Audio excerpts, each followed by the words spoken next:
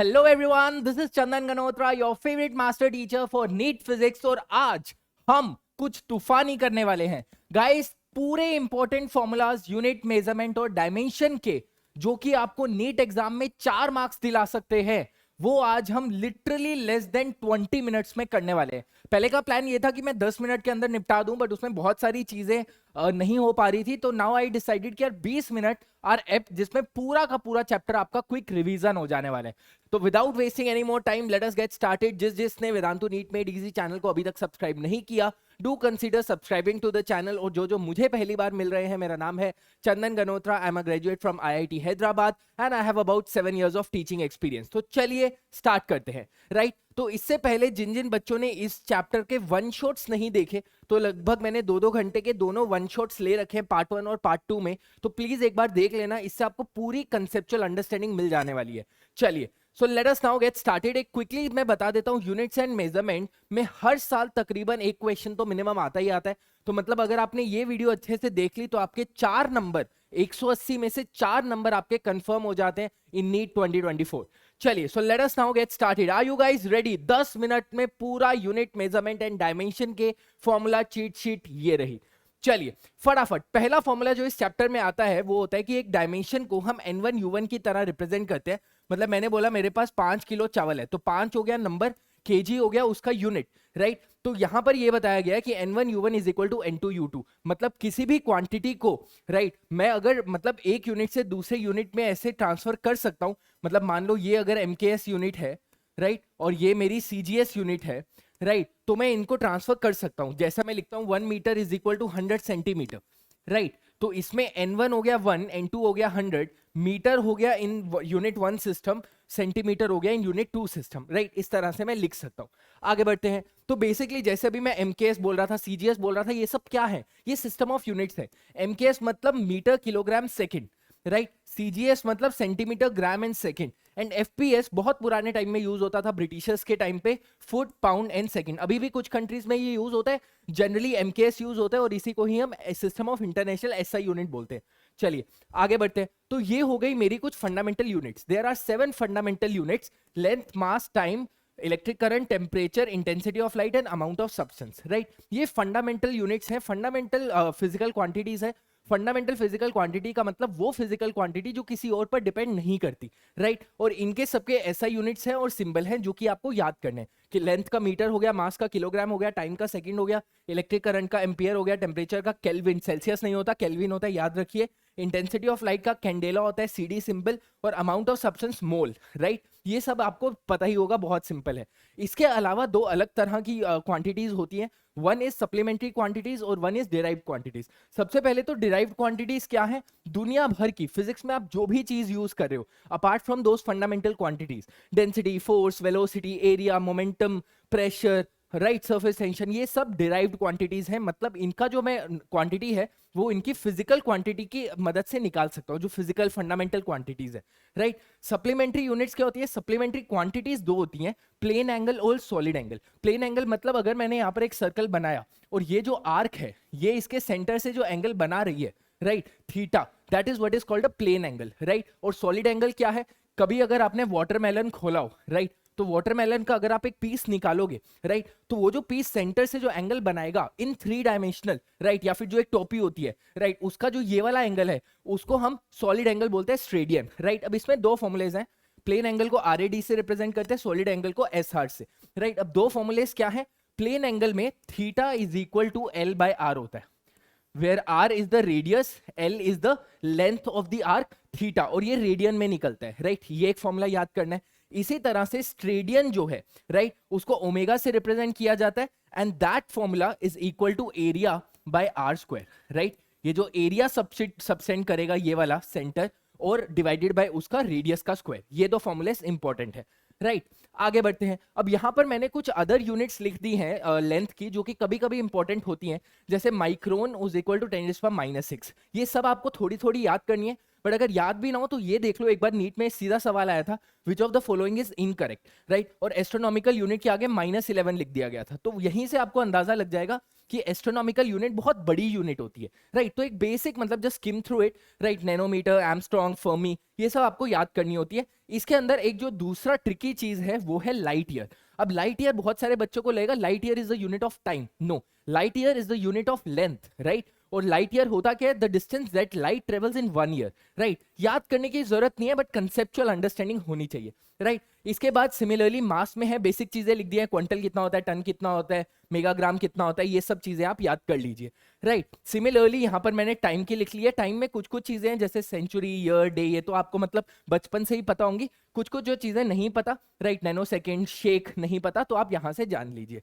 आगे बढ़ते हैं क्विकली। यहां पर मैंने पूरी प्रीफिक्सेस और सुफिक्सेस जो भी आपको यूज होंगे, राइट, मिली, सेंटी, माइक्रो, नैनो, फर्मो, एटो, सारे के सारे मैंने यहाँ पर लिख दिए हैं, राइट। तो जिन जिन बच्चों को इसमें कंफ्यूजन होता है, इसका स्क्रीनशॉट ले लेना, टेलीग्राम पे आपको इसका पीडीएफ मिल जाएगा, इजीली समझ आ जाएगा, राइट। अब आगे चलते हैं। तो आपने एक चीज इसमें इस चैप्टर में बहुत इंपॉर्टेंट है, जो कि है डायमेंशनल फॉर्मूला, कि suppose speed is equal to distance by time होता है, तो डिस्टेंस होता है इन लेंथ, टाइम होता है इन टी, राइट। तो बेसिकली अब मैं क्या लिख दूंगा, इसका डायमेंशनल फॉर्मूला m0l1t-1, ये इसका डायमेंशनल फॉर्मूला हो गया, राइट। और ये 0, 1 और -1 इसके डायमेंशंस हो गए। इसी तरह से आपके किसी भी फिजिकल क्वांटिटी के डायमेंशंस आपसे पूछ लिए जाएंगे, राइट। अब आपको करना क्या है, अगर आपको फॉर्मूलेस पता है तो आप निकाल ले जाओगे, राइट। अब जैसे वेलोसिटी डिस्प्लेसमेंट बाय टाइम होता है, acceleration velocity by time, force mass into acceleration, work force into displacement. Force का याद करना जनरली बहुत जरूरी होता है। फोर्स का होता है m1l1t-2, राइट। अब ये आता कैसे, force is equal to mass times acceleration, वहां से आप निकाल लोगे, तो ये याद करना जरूरी होता है, राइट। वर्क का फोर्स इनटू डिस्प्लेसमेंट, इसी के अंदर डिस्प्लेसमेंट मतलब एल का फैक्टर कर दो। एनर्जी और वर्क का सेम होता है, राइट। यस, 2 और more physical quantities can have same dimensional formula, right. Work का, एनर्जी का और टॉर्क का, इन तीनों का जो डायमेंशनल फॉर्मूला होता है वो सेम होता है। इसी तरह से यहाँ पर लगभग मैंने 40 फॉर्मूलेज लिख दिए हैं जो कि आपको यूज आने वाले हैं, राइट। इसके अंदर कुछ कुछ चीजें होती हैं, जैसे सपोज एक प्लैंक्स कांस्टेंट बहुत होता है, E is equal to h times nu, where nu is the frequency, h is equal to E by nu, right। ये फॉर्मूला न्यू हो गया, फ्रीक्वेंसी, ई एनर्जी, तो ये प्लैंक्स कांस्टेंट हो गया। तो ऐसे ऐसे सारी चीजें यहाँ पर मेंशन्ड है, जो जो अब जैसे gravitational constant F is equal to G m1m2 by r², तो capital G is the gravitational constant. तो वो सारे आपको यहाँ पर तकरीबन 40 ऐसी क्वांटिटीज के, 40 ऐसी फिजिकल क्वांटिटीज के जिनका आपको जरूरत पड़ सकती है, मैंने यहाँ पर लिख दिया है। जो जो बच्चे 11th क्लास में, उनमें से बहुत सारे बच्चों को कुछ कुछ चीजें बहुत ज्यादा डिफिकल्ट लगेंगी, आप रहने दे सकते हैं, क्योंकि आपने वो फॉर्मूलास पढ़ा ही नहीं। जब आप 12th क्लास में आ जाएंगे तब आपको समझ आ जाएंगी उन फॉर्मूलास की, और जो ड्रॉपर्स हैं और 12th में हैं उनको तो बहुत क्लियरली समझ आ ही रहा होगा, ठीक है। अब आगे बढ़ते हैं। तो बेसिकली 3 एप्लीकेशंस होती हैं डायमेंशनल एनालिसिस की। Application number 1 is checking the dimensional consistency of an equation. Suppose मैंने लिख दिया S is equal to UT plus half AT²। अब कहने का क्या मतलब होता है, भैया मुझे 5 ग्राम चावल दो और 10 ग्राम चावल दो, तो मैं 15 ग्राम चावल ले लूंगा, राइट। मैं ग्राम और ग्राम में ही ऐड कर सकता हूं। मैं 5 ग्राम चावल में 15 मीटर लेंथ नहीं जोड़ सकता। यही इसको प्रिंसिपल ऑफ होमोजेनिटी भी बोलते हैं। तो मतलब अगर S, मेरा S के डायमेंशन क्या है, m0l1t0, राइट। तो यहां पर UT के भी डायमेंशन सेम होंगे, मैं सेम चीज में ही ऐड करूंगा। अब U का डायमेंशन क्या होता है, U होता है मीटर पर सेकंड में और टाइम होता है सेकंड में, तो इसका भी L हो गया। सिमिलरली हाफ AT² का भी L हो जाएगा जब आप निकालोगे, राइट। तो ये चेक करने के लिए हाफ हो गया, पाई हो गया, नंबर्स का कोई डायमेंशन नहीं होता, right. Second is to convert a physical quantity from one system of unit to another system of unit. अब ये थोड़ा आपको ध्यान देना है। इसके अंदर बेसिकली क्या होता है कि अगर मेरे को, जैसे मैंने बताया था ना, N1U1 is equal to N2U2, इसका क्या कहने का मतलब है, जैसे मैंने लिख लिया 1 metre is equal to 100 centimetre, तो ये तो आप सबको पता है। बट यही अगर मैं बताऊं कि 1 newton is equal to how much dyne, तो ये आप नहीं बता पाओगे, क्योंकि ये आपको याद नहीं रख रखा। तो with the help of this second point you can actually calculate that as well. Why? Because you know newton is the unit of force in SI unit means MKS, और डाइन इज इन CGS। तो अब आपको क्या करना होता है, अब आपको ये पता होना चाहिए कि U1 और U2 का जो डायमेंशनल फॉर्मूला है वो सेम होता है, राइट। मतलब भले ही आप, अब जैसे सपोज उसका मीटर है और उसका सेंटीमीटर है, तो डायमेंशनल फॉर्मूला इसका भी L हो जाएगा, इसका भी L हो जाएगा। L² L³ L-1 थोड़ी ना होगा, तो डायमेंशनल फॉर्मूला आपका सेम रह जाता है। आ रही है ना सबको बात समझ? तो बस यही यहां पर यूज करना होता है। तो बेसिकली क्या लिख देते हैं, यहां पर क्या लिख दिया जाता है, N1 into m1 l1 t1 raised to the power abc is equal to n2 m2 l2 t2 raise to the power abc। बस पावर सेम होंगी, मतलब डायमेंशन सेम होंगी, m1 m2 l3 चेंज हो सकता है। तो cgs में m1 l2 l3 क्या होता है? ये होता है सेंटीमीटर, ये होता है मतलब मास हो जाता है ग्राम, और टाइम सेकंड, टाइम दोनों में सेम रहता है, राइट। तो आपको कोई भी अगर एक क्वांटिटी दे रखी है आप जंप ऑन कर सकते हो दूसरे, और ये तो हो गई बेसिक्स। जरूरी नहीं है कि वो यहाँ पर आपको cgs ही दे, वो अपने मनगढ़ंत यूनिट भी दे सकता है कि मेरे नई यूनिट में 10 सेकंड एक टाइम का यूनिट है, तो आप 10 सेकंड ले लेना t2। बस ये हो गया आपका सेकंड। और थर्ड क्या होता है? Deducing the relationship between physical quantities. अब ऐसे सवाल भी नीट में बहुत पूछे जाते हैं और ये यही है।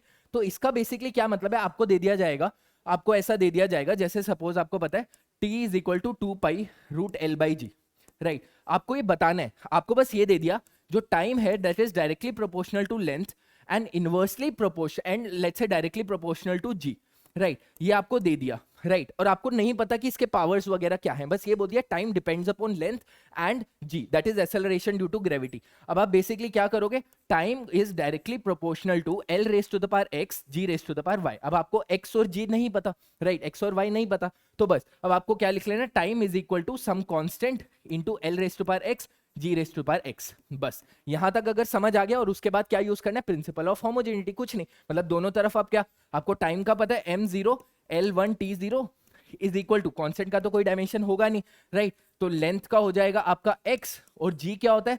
g is nothing but acceleration that is metre per second. तो इसका डायमेंशन लिख लेना। तो x वाले l वाले सारे एक साथ करके इससे इक्वेट कर देना, 1 से इक्वेट कर देना, m वाले सारे 0 से इक्वेट कर देना, और y वाले सारे आप t से उससे इक्वेट कर देना, राइट। तो मतलब जैसे हाँ, तो m के जितने भी पावर्स हैं सबको एक साथ लिख के, l की जितनी पावर है सबको एक साथ लिख के, और t की जितनी पावर्स हैं एक साथ लिख के, आपको फाइनली क्या करना है? t वाली पावर को 0 से इक्वेट करना है, l वाली को 1 से, और m वाली को 0 से, right. So these are the 3 major applications of dimensional analysis, right. आगे इतनी बात सबको समझ, राइट। तो ये सारे मैंने यहाँ पर लिख दिए हैं, राइट। अब इसके बाद आ जाता है हमारा सिग्निफिकेंट फिगर्स। अब सिग्निफिकेंट फिगर्स क्या होता है? इसके कुछ रूल्स हैं, फटाफट याद कर लो। All non zero digits are significant. अगर 2, 5, 6, 7 मैंने लिख दिया तो जितने भी नॉन जीरो डिजिट्स हैं वो सब सिग्निफिकेंट होते हैं। अगला क्या है? Zeros appearing in between 2 non zero digits, मतलब 6 और 2 के बीच में जो जीरो आ गई तो ये भी सिग्निफिकेंट है। तो मतलब इसमें सिग्निफिकेंट फिगर्स 4 हो गए, राइट। सिग्निफिकेंट फिगर्स के कुछ रूल्स हैं, right. Rule number 3, if the number is less than 1 then the zeros on the right side of decimal, मतलब अगर सपोज ये नंबर लेस देन 1 है, राइट, तो ये वाली सारी जीरोस आर नॉन सिग्निफिकेंट। तो इसका सिग्निफिकेंट नंबर हो गया 2। आ रही है बात समझ? तो इसके जो इस साइड पर है, राइट, जीरो जो इस साइड पर है वो नॉन सिग्निफिकेंट हो जाएगी, राइट। द टर्मिनल और trailing zeros in a number without decimal are not significant. मतलब सपोज अगर मैंने नंबर 42600 लिख दिया, कोई डेसिमल नहीं है, राइट, तो यहां पर जो इसके लास्ट वाली 3 जीरोस हैं वो नॉन सिग्निफिकेंट है, मतलब इसके पास भी 3 सिग्निफिकेंट फिगर्स हैं। आ रही है बात समझ?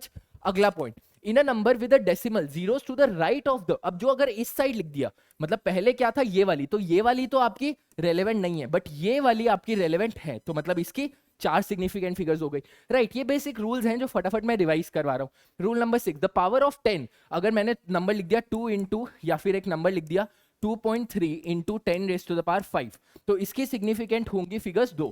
ये इसका कोई लेना देना नहीं होता। आ रही है बात समझ? सिंपल। आगे बढ़ते हैं। A choice of change in different units does not change the significant figures in the measurement, मतलब 1 मीटर की जितनी significant figures होंगी 100 सेंटीमीटर की भी उतनी होंगी। अब 1 मीटर में 1 significant हो गई, 100 सेंटीमीटर में भी आपकी 1 हो गई। आ रही है बात समझ?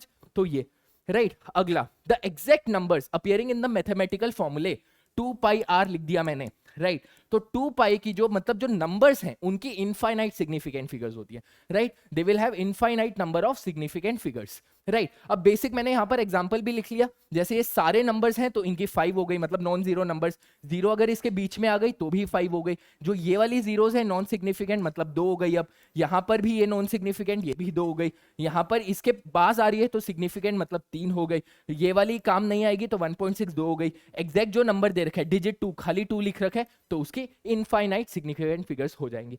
आ रही है बात समझ? थोड़ा फास्ट इसलिए कर रहे हैं क्योंकि विद इन 10 सम मिनट्स हमें पूरा फॉर्मूलेज रिवाइज करने हैं। अब आगे आ जाता है सिग्निफिकेंट फिगर्स, राइट। अगर सपोज दो आपको नंबर्स दे दिए और उसमें एडिशन लिखा हुआ है, राइट, और बोला गया है कि इनको ऐड करो keeping in mind the significant figures. जब अगर आपको ऐड या सब्सट्रैक्ट पूछा जा रहा है तो आपको लीस्ट डेसिमल प्लेस पे ध्यान देना है। मतलब suppose a plus B is equal to C है, तो c का जो आपको लिखना है, लिखने का तरीका should be in such a way कि उसके decimal places should be according to the least decimal places. इन दोनों में किसके लीस्ट डेसिमल प्लेस है वो देख लेना, अगर 2 है तो इसके भी 2 होंगे, राइट। ये होता है एडिशन या फिर सब्सट्रैक्शन में। मल्टीप्लीकेशन में क्या हो जाता है, मल्टीप्लीकेशन और डिवीजन में लीस्ट सिग्निफिकेंट फिगर देखनी होती है। मतलब a multiply by b is equal to c है, तो a और b में से देख लो किसकी सिग्निफिकेंट फिगर कम है, राइट, कम है, उतनी सिग्निफिकेंट आपको c में भी लगानी पड़ेगी। आ रही है सबको बात समझ? It's a quick revision guys, ठीक है। मैंने डिटेल लेक्चर्स के वो दे दूंगा आपको इसके अंदर। अब बेसिकली राउंडिंग ऑफ क्या होता है, बहुत सिंपल। अगर नंबर लेस देन 5 है, राइट, अगर यहां पर नंबर लेस देन 5 है तो इसको अगर आप, मतलब ये वाला नंबर आपका लेस देन 5 है तो इसको राउंड ऑफ करोगे तो क्या हो जाएगा 6.2। अगर ग्रेटर देन 5 है तो ये बढ़ जाएगा एक, तो ये हो जाएगा 5.33। आ रही है बात समझ? ग्रेटर देन 5 तो +1 कर देना है, और अगर लेस देन 5 तो उतना ही रखना है। अगर 5 हो तो क्या करें, अगर 5 हो तो और उसके साथ वाला नंबर अगर इवन है तो उसमें कुछ नहीं करना। मतलब जैसे सपोज ये 5 है और ये इवन है तो ये हो जाएगा 6.26, कुछ भी चेंज नहीं होगा। अगर ये ओड है, ये 5 है बट ये ओड है, तो आपको एक बढ़ा देना है, मतलब 6.28। आ रही है बात समझ?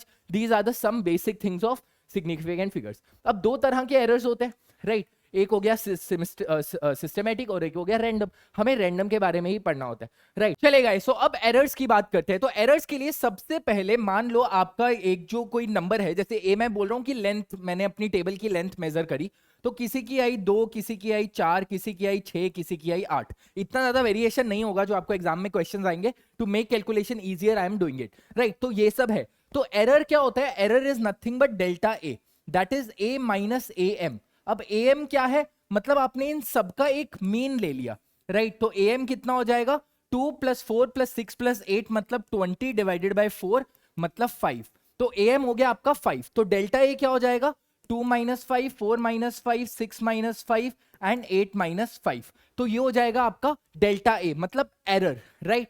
एब्सोल्यूट एरर मतलब इसी डेल्टा ए का आपने मीन ले लिया, मतलब सॉरी मोड ले लिया, राइट। मोड का क्या मतलब है, 2 - 5 का आंसर आएगा -3, बट यहां पर आपने 3 ले लिया, 1 ले लिया, 1 ले लिया एंड 3 ले लिया। समझ आ रही है, राइट। वो माइनस आपको हटा देना है। मीन एब्सोल्यूट एरर मतलब एब्सोल्यूट एरर का आपको मीन ले लेना है। मीन मतलब 3 + 1 + 1 + 3, 3 3 6 7 8, 8/4 मतलब 2, राइट। तो ये हो जाएगा आपका मीन एब्सोल्यूट एरर। इसको हम डेल्टा ए एम से रिप्रेजेंट करते हैं। आ रही है बात समझ?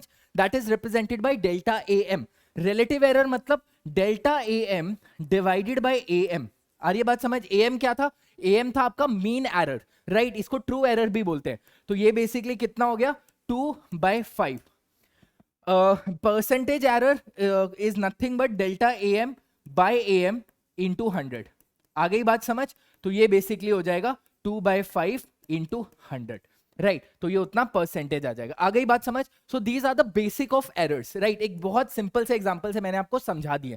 लीस्ट काउंट क्या होता है, कोई भी इंस्ट्रूमेंट जो मिनिमम वैल्यू माप सकता है उसको लीस्ट काउंट बोलते हैं। अगर आपको ये नंबर दे दिया तो इसका लीस्ट काउंट क्या है, लास्ट वाले नंबर को कर दीजिए 1 और बाकी कर दीजिए सबको 0, that is it's least count. Least count को मैक्सिमम परमिसिबल एरर भी बोलते हैं, ठीक है। आगे बढ़ते हैं। जो आपका एक्यूरेसी होता है, accuracy of anything is inversely proportional to percentage error, जो कि बहुत सही बात भी है। जितना ज्यादा आप परसेंटेज एरर करोगे, जितना ज्यादा आप एरर कर रहे हो, उतने ही कम आप एक्यूरेट हो। सही बात है कि नहीं? चलिए, तो अब एरर इन सम और डिफरेंस क्या होता है। सपोज आपको एक दे दिया गया a is equal to, right, या फिर एक आपको नंबर दे दिया गया a is equal to a plus minus delta a. Generally remember कीजिए, जब भी नंबर आपको इस फॉर्म में रिप्रेजेंट किया जाता है, राइट, मैंने आपको नंबर दे दिया 1.5 प्लस माइनस 0.02, राइट। इसका क्या मतलब होता है, this thing is representing your a m and this thing is representing your delta A m. हमेशा याद रखिएगा, राइट। तो ये आपको इस तरह से, तो ये वाला एरर था, राइट, जो अभी हमने पढ़ा, that is the mean absolute error. यही आपका डेल्टा ए एम से रिप्रेजेंट किया जाता है, राइट। अब हाँ, तो अब बेसिकली एरर्स का एडिशन और सब्सट्रैक्शन कैसे होता है, अब इसको थोड़ा सा ध्यान से समझते हैं। मान लीजिए आपके पास दो नंबर्स हैं, राइट, क्विकली करते हैं। a is equal to a plus minus delta a, b is equal to b plus minus delta b, राइट। a is equal to a plus minus delta a, b is equal to b plus minus delta c। एक आपका number है c, right. सो अगर मैं बोलूं c is equal to a plus b, right, तो c का value क्या हो जाएगा, राइट, c का वैल्यू हो जाएगा a plus b plus minus delta a plus delta b। कहने का मतलब कि आपकी वैल्यूज भी ऐड हुई और एरर्स भी ऐड हुए, राइट। यही अगर मान लो if c was a minus b, तो ध्यान दीजिए बहुत इंपॉर्टेंट है, अगर c a माइनस b होता तो आंसर हो जाता a minus b plus minus delta a plus delta b। ध्यान दीजिए एरर्स हमेशा ऐड हो रहे हैं, भले ही आपने नंबर्स को ऐड किया या सब्सट्रैक्ट किया, एरर्स हमेशा ही आपके ऐड हो रहे हैं। रिलेटिव एरर और अगर आपका मल्टीप्लिकेशन और डिवीजन है तो यहां पर थोड़ी रिलेटिव एरर वाली चीज हो जाती है। कहने का मतलब सेम यही नंबर आपको दे दिया, a is equal to a plus minus delta a, b is equal to b plus minus delta b, और आपसे पूछ लिया एक बार c निकालो that is a multiply by b, या फिर आप c निकालो that is a by b, right. तो मैं लिख सकता हूं c is also c plus minus delta c, right. अब इस केस में जो ये वाली वैल्यू है ये तो आप सीधा सीधा निकाल लोगे, a बाई b या फिर a मल्टीप्लाई बाई b, जो भी आपसे पूछा गया उस हिसाब से। अब इसमें एरर्स कैसे करते हैं, इसके लिए जो एरर्स होते हैं बोथ मल्टीप्लिकेशन और डिवीजन के लिए जो एरर्स होते हैं उसके लिए आपको सिंपल सी ट्रिक क्या याद करनी है, इनके रिलेटिव एरर्स ऐड होते हैं। मतलब delta c by c is equal to delta a by a plus delta b by b। याद रखिए ये भी हमेशा ऐड होते हैं, भले ही आपका मल्टीप्लिकेशन हो या डिवाइड हो, ये हमेशा आपके ऐड होते हैं। मतलब एडिशन और सब्सट्रैक्शन में एरर्स आपके ऐड हो रहे थे, मल्टीप्लिकेशन और डिवीजन में रिलेटिव एरर्स ऐड हो रहे हैं, बस कितना सिंपल है। अब आगे आ जाता है errors in a raise power. अगर कोई आपको नंबर दे रखा है y is equal to a raise to the power x, right, तो इसमें हो जाएगा delta y by y is equal to x into delta a by a, right. वो नंबर सामने आ जाता है और रिलेटिव एरर को इक्वेट करना होता है। आ गई बात समझ। अब आ जाते हैं हमारे दो मेजर इंस्ट्रूमेंट्स, स्क्रू गेज और वर्नियर कैलिपर, राइट। अब इसके अंदर वर्नियर कैलिपर की जो रीडिंग होती है, वर्नियर कैलिपर की जो रीडिंग होती है वो होती है main scale reading, main scale reading plus vernier scale main scale reading plus least count into vernier scale reading minus zero error, zero error, right. ये हो जाता है आपका formula in the case of vernier caliper, main scale reading plus linear scale plus least count into vernier scale reading minus zero error, right. अब इतना अगर आपको समझ आ गया तो इसके अंदर लीस्ट काउंट का भी एक फॉर्मूला होता है, least count is equal to main scale division minus vernier scale division, right. Main scale division minus vernier scale division. अब इसका एक बहुत इंटरेस्टिंग फॉर्मूला होता है जो बहुत बार नीट एग्जाम में भी पूछा जा रहा है। मतलब आपको ये दे दिया जाएगा n into main scale division is equal to m into vernier scale division, right। n into main scale division is equal to m into vernier scale division, right। यहाँ फिर या फिर जनरली इसको m बोला जाता है और इसको n बोला जाता है, right।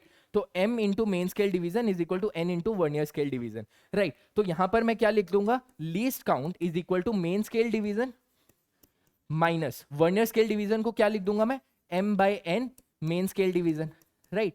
तो यहां से हो जाएगा least count is equal to main scale division 1 minus m by n।